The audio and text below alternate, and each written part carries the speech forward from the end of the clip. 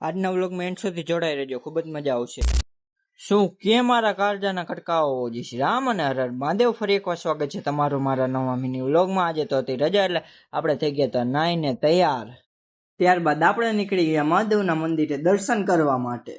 પછી આપણે પહોંચી ગયા સિદ્ધેશ્વર મહાદેવે.